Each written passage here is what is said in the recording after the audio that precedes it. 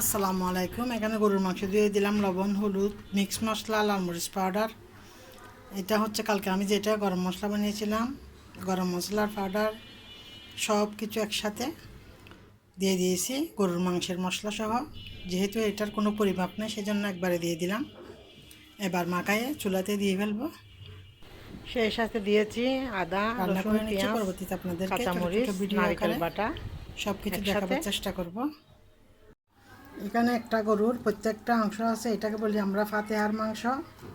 সব কিছু এভাবে দিয়ে দিলাম, একটু পানি দিব না, শুধু যেটা মাংস দিয়েছি সেই পানিটা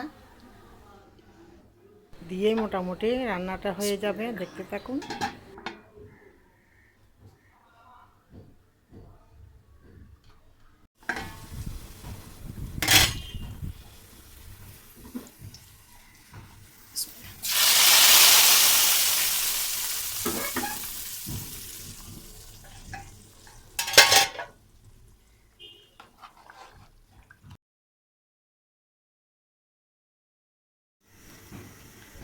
এগুলা দিয়ে কাবাব মাংস বানাবো।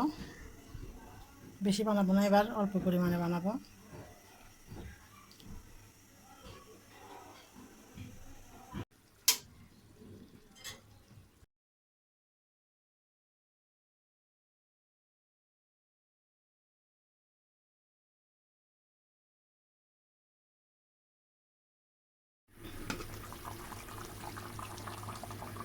এটা শুধু বাগার দিব, রান্না হয়ে গেছে।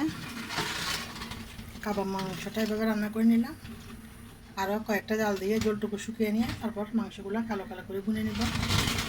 এটা একদিনে করা যাবে না, পর্যায়ক্রমে করতে হবে। 2-3 দিন সময় লাগবে। এই তো